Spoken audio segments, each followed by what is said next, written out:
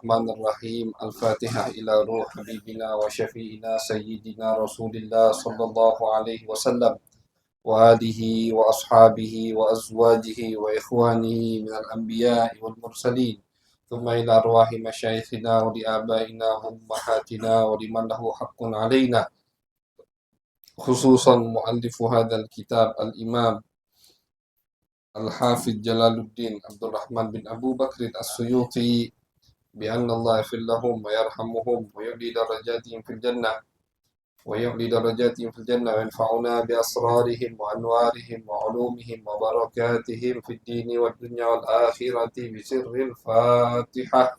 أعوذ بالله من الشيطان الرجيم. بسم الله الرحمن الرحيم. الحمد لله رب العالمين الرحمن الرحيم مالك يوم الدين إياك نعبد وإياك نستعين اهدنا الصراط المستقيم صراط الذين أنعمت عليهم غير المغضوب عليهم ولا الضالين آمين.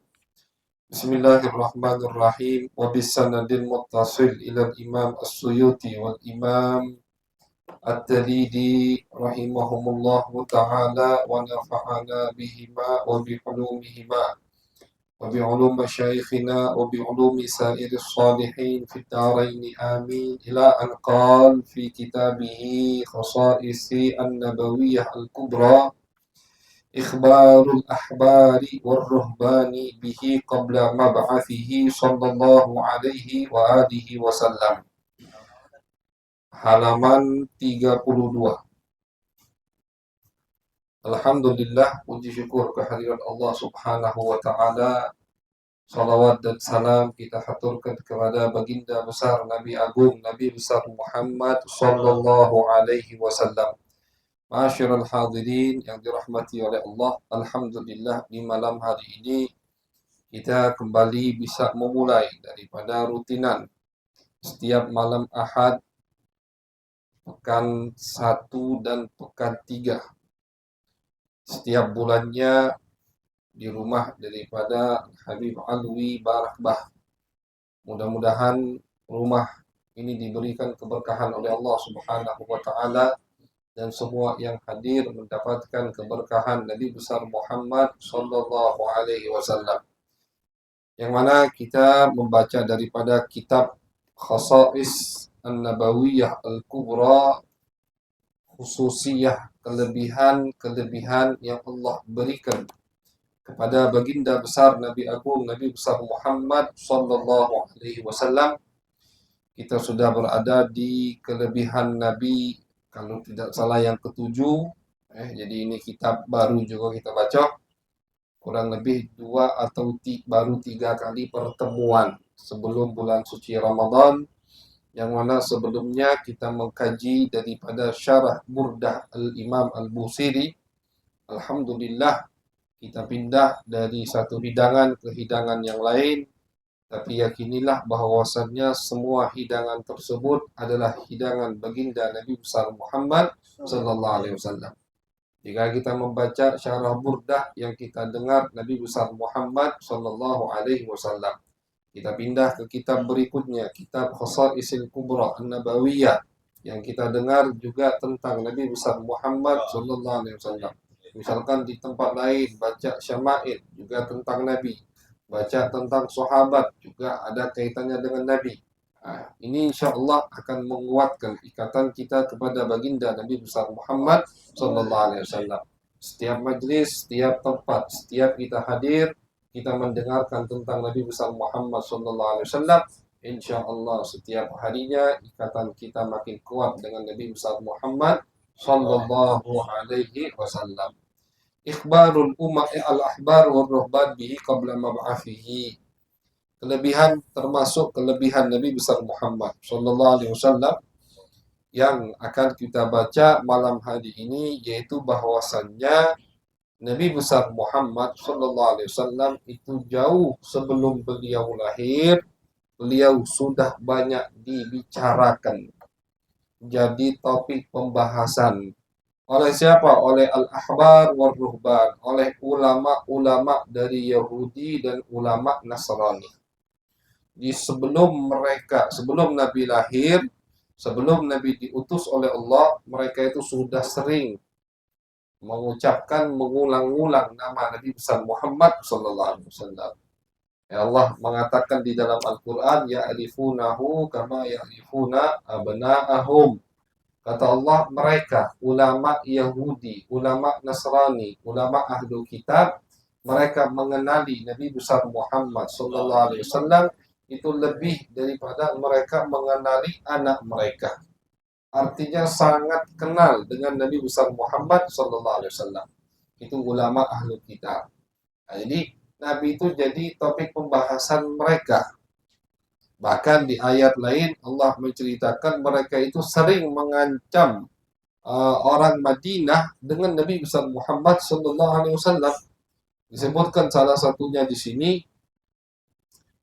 dari sahabat yang bernama Salamah bin Waqshin radhiyallahu anhu. Beliau bercerita, kami ini punya tetangga orang Yahudi. Nah, jadi orang Madinah itu biasa tinggal bersampingan dengan orang Yahudi.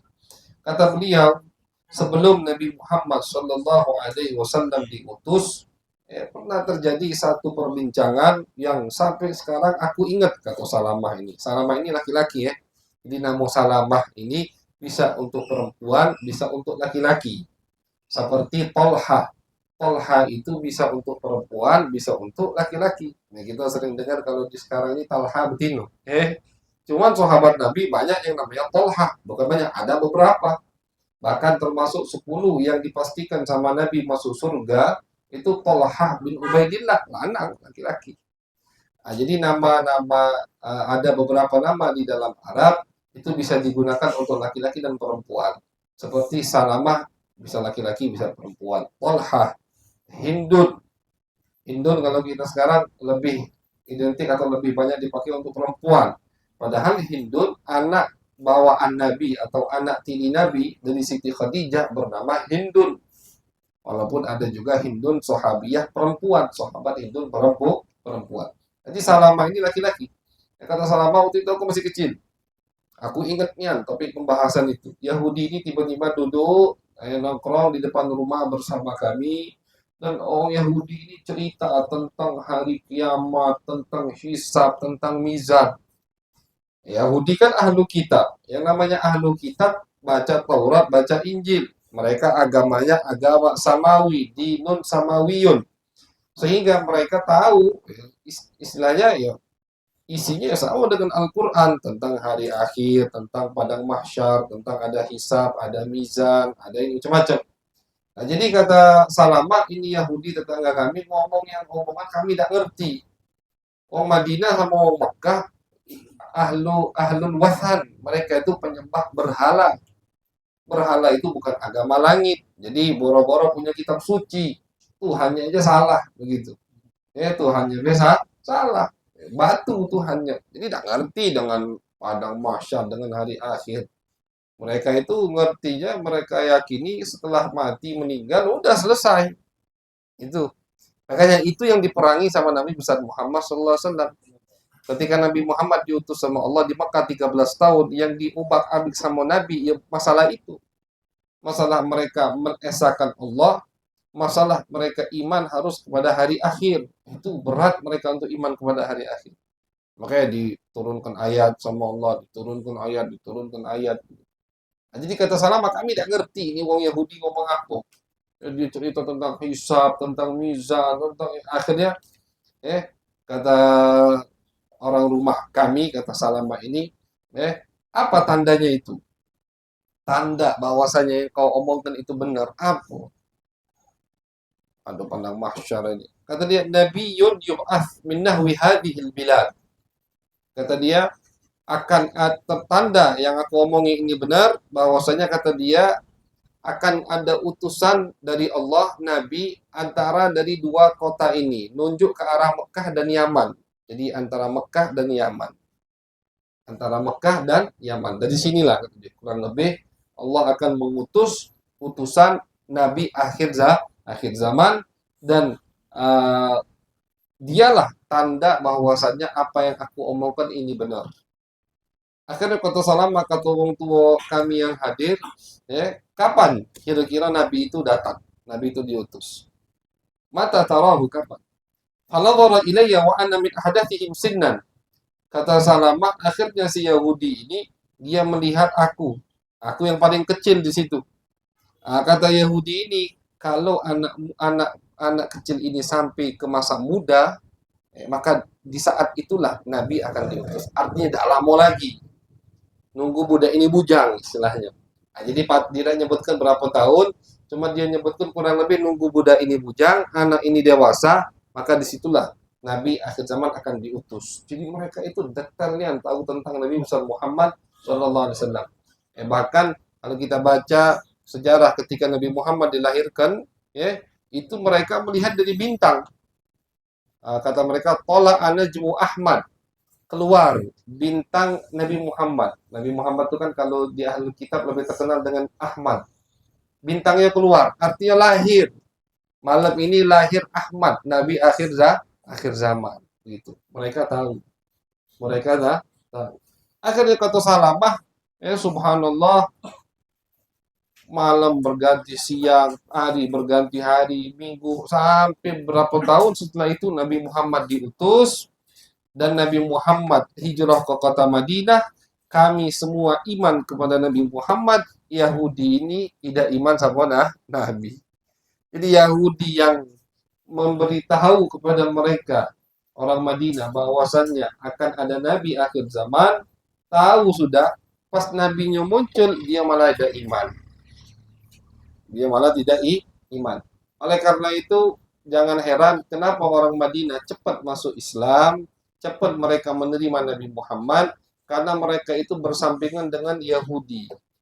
Yahudi ini sering ceritakan tentang Nabi akhir zaman. Nah, ketika mereka ketemu sekali dengan Nabi Muhammad Sallallahu Alaihi Wasallam, mereka langsung sinkron. Oh, ini yang diomongnya Yahudi ini. Ini Nabi akhir zaman. Ini tandanya. Jadi mereka orang Madinah Al-Ansar cepat imannya kepada Nabi. Beda dengan orang Mekah. Kalau orang Mekah itu tidak bersampingan dengan Yahudi, sehingga mereka tidak apa? Sehingga mereka tidak tahu dengan cerita Nabi atau apalagi Nabi akhir zaman begitu. Nah, jadi akhirnya kata Salamah, ketika kami semua sekeluarga yang dulu pernah duduk dengan Yahudi ini sudah iman sama Nabi Muhammad, kami tuh ngomong ke dia, tetangga, waihak ya fulan, alasta alladhi qulta lana fihi ma qulta, celaka kamu wahai fulan. Bukankah kamu nih yang ceritakan dulu tentang Nabi akhir zaman? Bahwasanya begini-begini. Sekarang itu keluar, udah. Kami iman. Kenapa Anda tidak iman? Kata dia, apa? Qala bala walakin laisa bihi. Bukan itu kata dia. Bukan itu. Tidak galak ngakui Nabi Muhammad sallallahu alaihi wasallam. Karena apa? Karena iri, hasadan, bagian.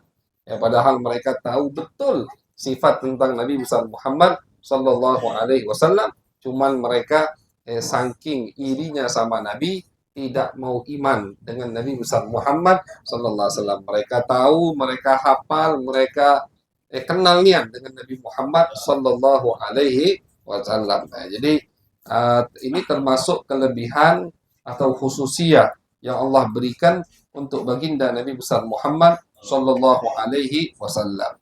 Hadis ini hadis terakhir. Jadi Al-Faqir agak loncat-loncat sedikit. Itu hadis terakhir dari bab ini. Hadis pertama dari bab ini adalah hadis yang diriwayatkan oleh sahabat Nabi yang bernama Abdullah bin Abbas. Abdullah bin Abbas akan menceritakan kepada kita cerita tentang sahabat yang sangat terkenal yaitu Salman Al-Farisi. Salman Al-Farisi. Salman ini sangat dicintai oleh Nabi besar Muhammad sallallahu alaihi wasallam. Bahkan Nabi Muhammad pernah berkata, Salman minna ahlul bait. Salman ini termasuk dari kami, ahlul bait. Makanya Salman menurut kelompok sebelah, sahabat yang paling mulia. Tidak berani mereka menafikan atau mencaci, mencela sahabat Salman. Kelompok sebelah itu yang galak mencaci sahabat. Kenapa? Karena ada hadisnya, Nabi ngomong Salman dari ahlul bait. Mereka kan berkedok mengagungkan Ahlul Bait dengan cara menjatuhkan martabat sahabat yang lain. Itu tidak benar. Makanya mereka tidak berani mencaci atau mencela, mengkritiki sahabat Salman Al-Farisi. Karena ada hadisnya sahih, Nabi berkata Salman itu dari kami Ahlul Bait. Ketika Muhajirin dan Ansor ribut, bukan ribut, berebut. Salman ini dari mana? Kata Muhajirin, Salman ini kan bukan penduduk asli Madinah.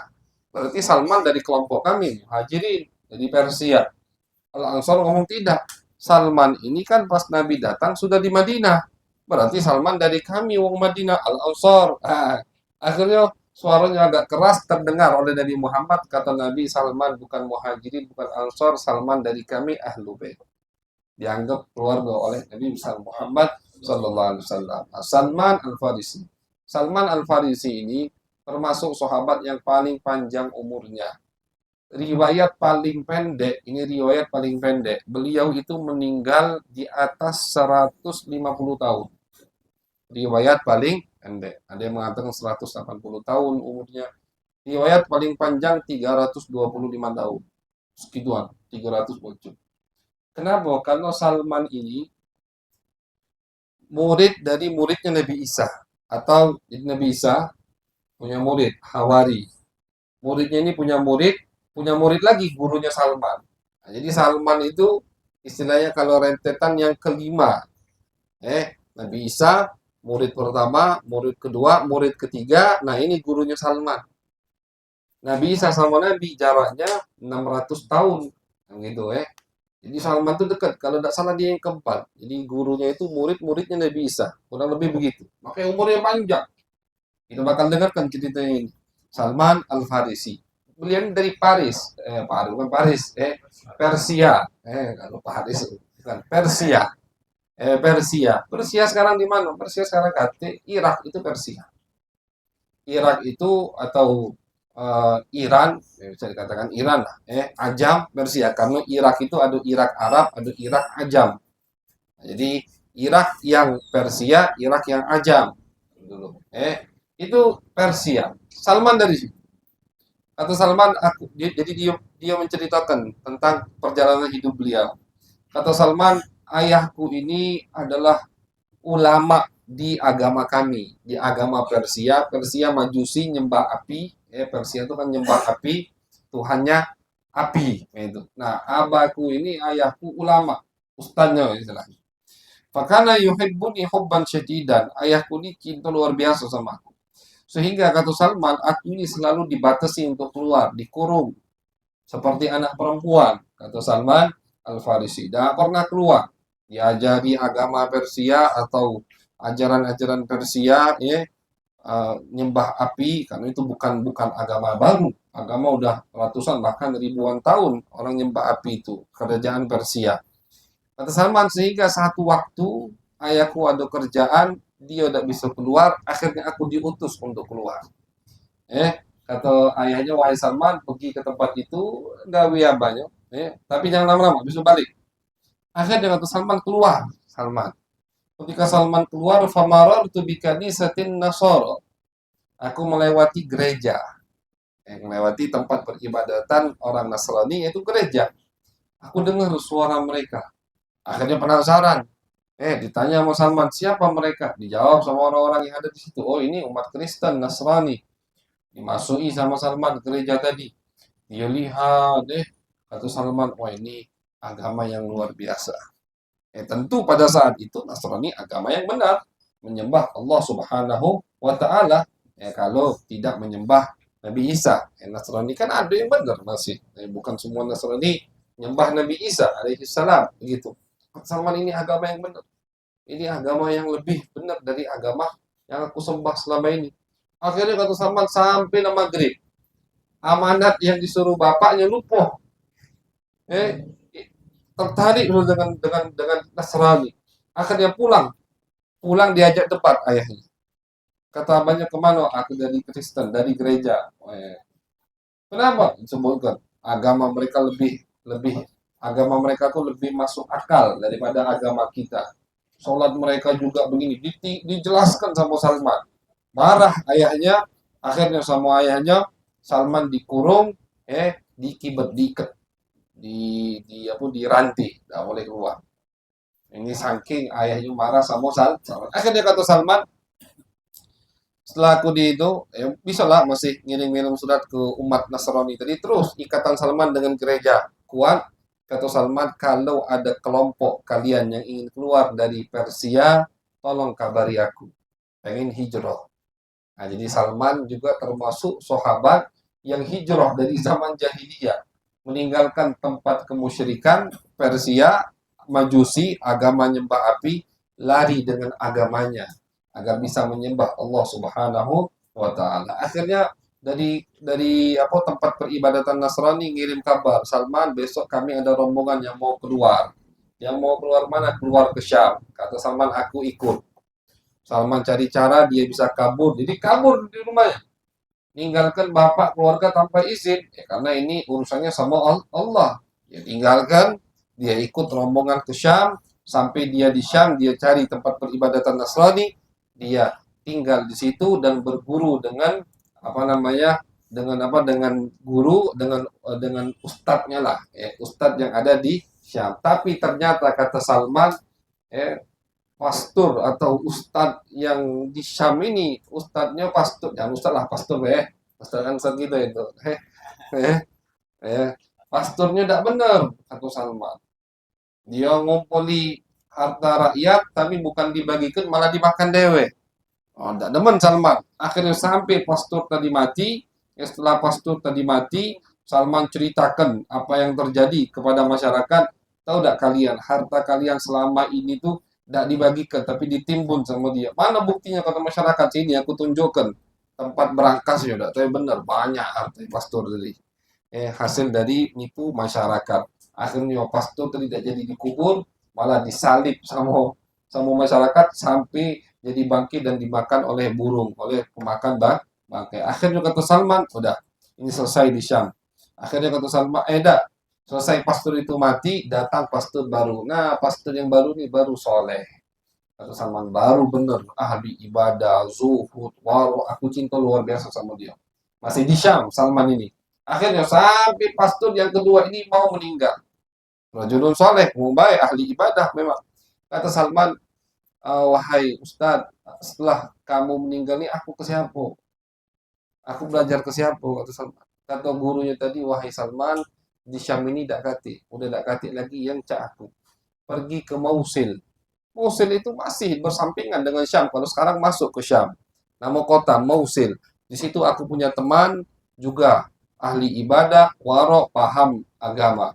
Pergi ke situ. Meninggal gurunya ini yang di Syam, pergi Salman ke Mausil. Pindah ke guru kedua. Kalau yang pertama tadi kan guru tidak benar, ya tidak dianggapnya guru. Jadi ini guru kedua. Pergi ke guru kedua. Sampai ke guru kedua ngomong, aku kiriman dari kawan kau yang di Syam yang baru meninggal. Ya sudah, sini duduk. Duduklah di tempat peribadatan tadi ya, kayak gereja gitu kan. Belajar Salman ibadah dengan guru kedua sampai guru kedua mau meninggal. Jadi guru kedua juga tidak meninggal. Kata Salman, wahai guru, setelah kamu ini aku ke siapa belajarnya? Kata guru yang di Mosul, wahai Salman, pergi kau ke kota Nasibin.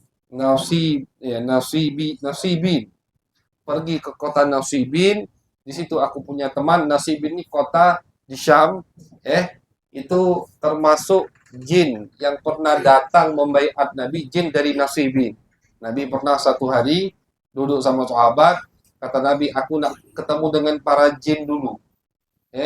Duduk Nabi. Kata Nabi, itu mereka jin dari Nasibin. Barusan membaiat aku untuk masuk Islam. Nah, jadi nama kota Nasibin. Kata guru yang kedua, Salman pergi ke Nasibin. Di situ aku sama pesennya.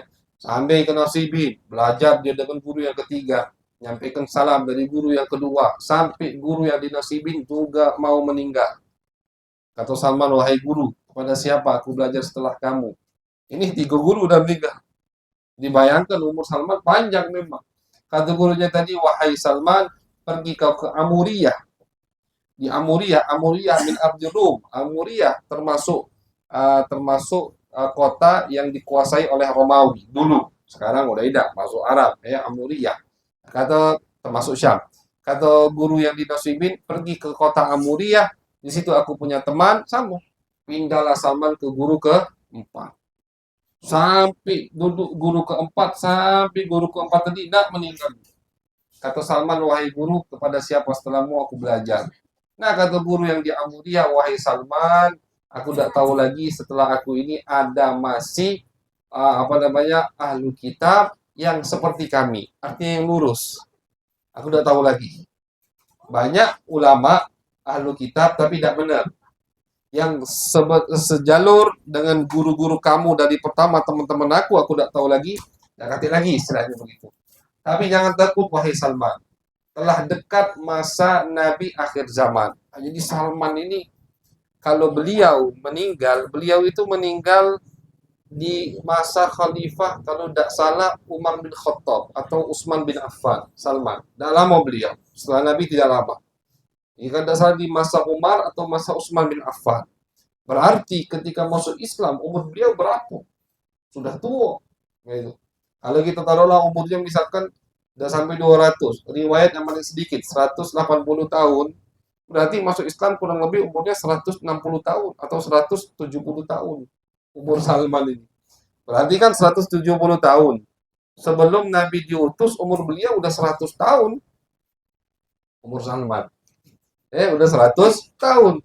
Nah, ini riwayat yang paling pendek umurnya. Berarti ketika Nabi lahir umur Salman udah 100 tahun. Nah, makanya kata guru yang keempat, tidak ada lagi guru seperti kami, wahai Salman, tapi jangan takut, udah dekat Nabi akhir zaman. Di mana tempatnya? Kata guru tadi, lahirnya di Mekah dan hijrahnya di tempat di kota yang banyak kurmanya. Yang banyak kurmanya. Cari kota yang banyak kurmanya, wahai Salman. Banyak kebun kurma.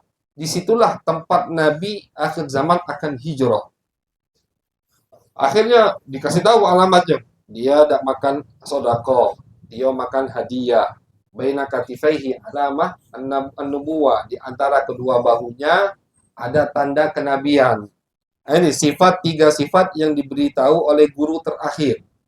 Dia tidak makan sedekah, dia makan hadiah, dan di antara kedua bahunya ada tanda stempel kenabian. Itu Nabi akhir zaman. Akhirnya Salman selesai dari gurunya meninggal, Amuriyah. Salman melihat ada rombongan Arab. Kata Salman, mau tidak? Kata Salman, aku ikut rombongan kalian, aku bayar dengan kambing yang aku punya. Salman punya kambing, punya sapi. Oke, akhirnya diterima. Di tengah jalan sama orang Arab ini dijual Salman. Jadi Salman ini aslinya bukan budak. Aslinya wong merdeka. Cuman dulu mah itu kadang. Lumayan, budak mahal. Mereka jual kadang. Kadang mereka itu ngerampok orang tengah jalan, hartanya diambil, orangnya juga diambil. Buat apa? Dijual, diperbudakan, di pasar budak. Salman akhirnya dijual. Ini proses perjalanan Salman untuk ketemu dengan Nabi Muhammad SAW. Salman dijual. Kepada siapa Salman dijual? Kepada Yahudi. Yahudi dari kota atau dari desa Wadil Qura. Belum di Madinah, cuma dekat antara Mekah dan Madinah ada desa namanya Wadil Qura. Di situ kata Salman, caknya bukan tempatnya ini, kata Salman. Tidak terlalu banyak kebun kurma. Akhirnya udah Salman jadi budak. Kemudian tidak tahu setelah berapa hari datang kerabat orang Yahudi ini dari Bani Quraidah. Nah, Bani Quraidah baru dari Madinah. Akhirnya dibeli Salman. Dari Yahudi Wadil Qura dibeli oleh Yahudi Bani Quraidah. Bani Quraidah ini desa yang ada di dalam kota Madinah atau bersampingan dengan kota Madinah. Dibawa Salman ke Bani Quraidah. Salman ketika melihat nangis, ini tempatnya ini. Seperti yang disifati oleh guru yang keempat. Banyak kebun kurma dan kota tersebut dikelilingi oleh bebatuan yang sangat panas. Jadi Madinah itu di bagian timur atau bagian baratnya itu dikelilingi oleh batu yang panas. Batu, jadi padang pasir, tapi pucuknya ada batu. Aspal tapi tidak rata, warnanya hitam. Itu kudo beda kuat jalan di situ, saking panasnya. Kudo, apalagi manusia, kudo yang batot kakinya kuat itu tidak kuat jalan di situ. Tidak kuat jalan lama-lama kalau lewat, baik kuat. Cuman kalau pasukan, makanya ketika perang Khandaq, daerah timur atau barat Madinah itu aman. Aman dengan apa? Aman dengan dengan bebatuan yang mengelilingi kota Madinah di bagian tersebut. Nah, itu tanda disebutkan oleh Guru Salman yang keempat. Oh benar kata Salman. Kebun kurma, oh banyak kurma di Madinah. Nah, kata Salman caknya di sinilah Nabi akhir zaman. Akhirnya kata Salman, setelah berapa hari, itu berapa bulan, dan disebutkan di sini. Nah, dan disebutkan berapa lama Salman bersama Yahudi nunggu Nabi, sampailah Nabi besar Muhammad Sallallahu Alaihi Wasallam datang ke Kubah. Nah, kata Salman kedengaran tentang Nabi Muhammad SAW. Akhirnya kerabat Yahudi, majikan Salman datang cerita, oh ada Nabi akhir ngaku, ada orang ngaku Nabi akhir zaman datang ke Kuba dibaiat oleh orang-orang Madinah, oleh Al-Ansar, oleh Aus dan Khazraj.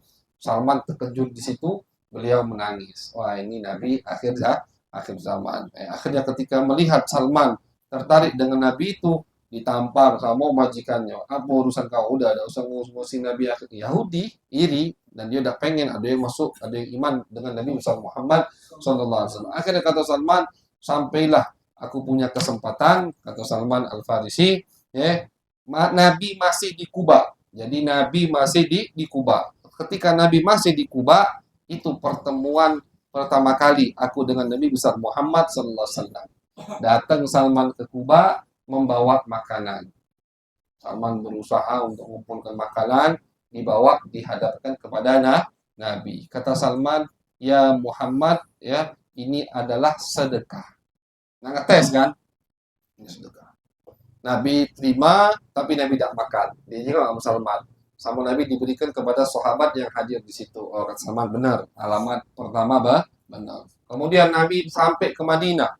Salman cari kesempatan setelah berapa hari, berapa minggu, punya kesempatan kedua untuk bertemu dengan Nabi Muhammad. Salman bawa makanan dan beliau katakan kepada Nabi Muhammad, ini adalah hadiah. Diterima sama Nabi dan dimakan sama Nabi besar Muhammad Sallallahu Alaihi Wasallam. Kata Salman, alamat atau tanda kedua sudah benar. Beliau makan kalau diberikan itu hadiah. Tinggal tanda ketiga, ini yang paling saro. Nak nyingok tanda Nabi susah. Kapan ini nanya? Salman belum istilahnya belum muslim, belum mengungkapkan keislamannya karena dia pengen meyakinkan dulu betul tidak ini Nabi akhir zaman. Tanda ketiga, stempel kenabian khatamun nubuwah yang mana ulama sirah, ulama sejarah banyak mengatakan lebih tepatnya stempel bukan di tenganian, bukan, lebih ke arah kiri. Jadi kata ulama persis dengan letak hati. Jantung sini, nah belakangnya di atas sini. Disitulah tanda kenabian khatamun nubuwah. Jadi bukan di tengah.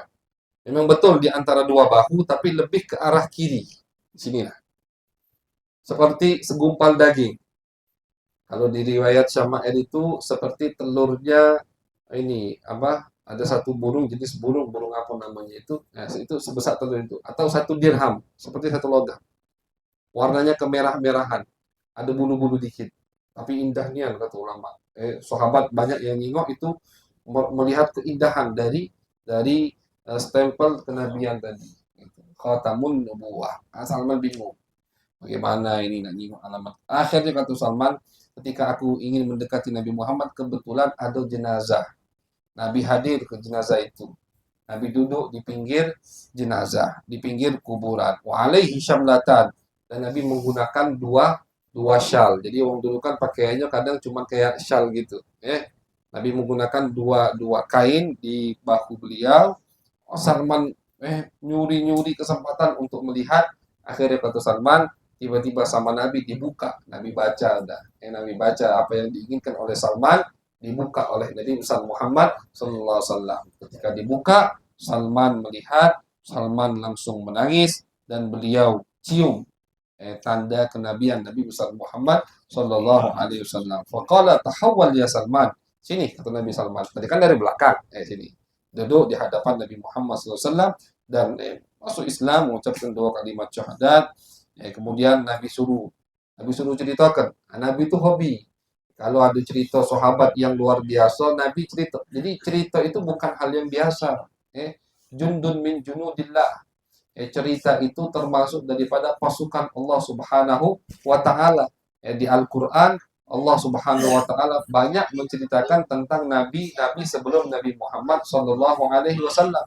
dan itu diceritakan sama Allah kepada Nabi Muhammad SAW sebagai penguat untuk Nabi Muhammad. Jadi kita jangan menganggap remeh. Apalagi cerita Nabi, jangan dianggap remeh. Sejarah Nabi Muhammad yang berkaitan dengan sahabat Nabi, berkaitan dengan ulama-ulama, biografi ulama, itu pasukan dari pasukan Allah. Jundun min junudillah. Al-Quran itu sepertiganya cerita. Kata Allah, cerita ini untuk menguatkan hatimu, wahai Muhammad. Kalau hati Nabi dikuatkan dengan cerita, apalagi hati kita. Nah, makanya cerita itu jangan dianggap remeh, jangan dianggap sebelah mata. Nah, kayak Nabi sering ada sahabat cerita ke Nabi punya pengalaman aneh, takjub sama Nabi, ceritakan ke yang lain. Nah, itu. Salman ketika duduk di depan Nabi, Salman ceritakan bagaimana dia masuk ke Nasrani, bagaimana dia pindah dari Syam ke Mosul, ke Nasibin, ke Amuriyah, sampai dia jadi budak. Ini kan perjalanan yang luar biasa untuk mencari kebenaran. Kata Nabi, ceritakan ke sahabat. Ceritakan ke sahabat. Diceritakan ke sahabat. Nah, seperti cerita Tamim Ad-Dausi. Tamim Ad-Dari. Tamim Ad-Dari. Cerita sahabat yang melihat binatang, bahkan dia ketemu Dajjal.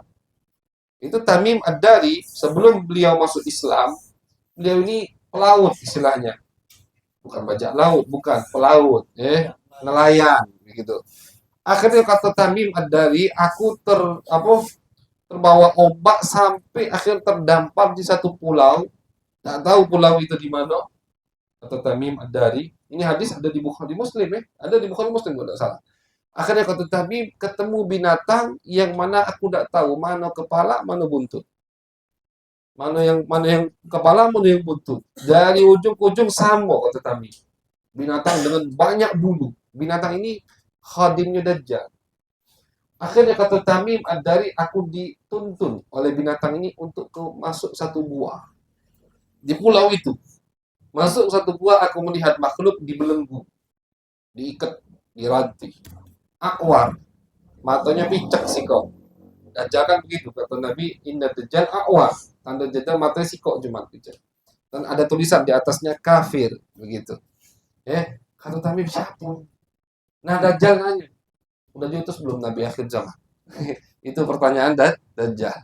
Mungkin di kitab ini akan disebut, mungkin Allah alam. Udah diutus belum Nabi akhir zaman? Kata Tamim, ada memang isu. Kan cerita Nabi ini hangat se-Arab kan? Ada memang. Keluar di Mekah. Oh, berarti kata Dajjal, waktu aku tidak lama lagi. Waktu aku keluar tidak lama lagi. Sudah. Akhirnya udah Tamim selesai ngoceh itu Dajjal, balik. Alhamdulillah bisa balik. Dia langsung ke Madinah, datang iman kepada Nabi Muhammad SAW. Jadi penyebab dia iman ke Nabi, ketemu Dajjal. Akhirnya habis dia cerita ke Nabi, kata Nabi, dikumpulkan semua sahabat, ceritakan lagi, kata Nabi.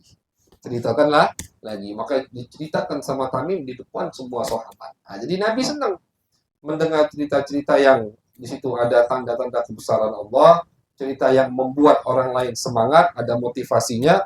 Nabi suruh mereka menceritakan lagi kepada sahabat. Nah, Salman ini habis dia cerita ke Nabi, kata Nabi, wahai Salman, ceritakan kepada sahabat, diceritakan sama Salman. Akhirnya kata Nabi Muhammad, wahai Salman, katib. Katib itu minta tebusan, minta merdeka kepada majikanmu. Artinya tanya, nak dibayar berapa dia? Karena ini sahabat Nabi. Bukan orang biasa, orang luar biasa. Tadi bayangkan kita sampaikan beliau ini dalam riwayat murid dari muridnya Nabi Isa. Jadi Nabi Isa murid pertama, murid kedua, dia murid keempat. Riwayat dia murid kelima. Bukan sembarangan orang.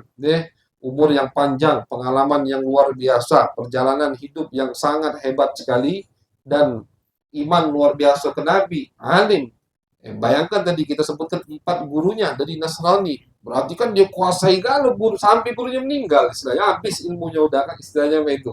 Jadi alim dengan agama Nasrani, tidak boleh dilepaskan. Akhirnya kata Nabi, wahai Salman, tanya kepada majikanmu berapa minta tebusan agar kau bebas. Akhirnya Salman tanya ke sama majikannya, namanya Yahudi, ketika tahu ini udah iman sama Nabi pengen diberat-beratkan, akhirnya salah kami anaklah 300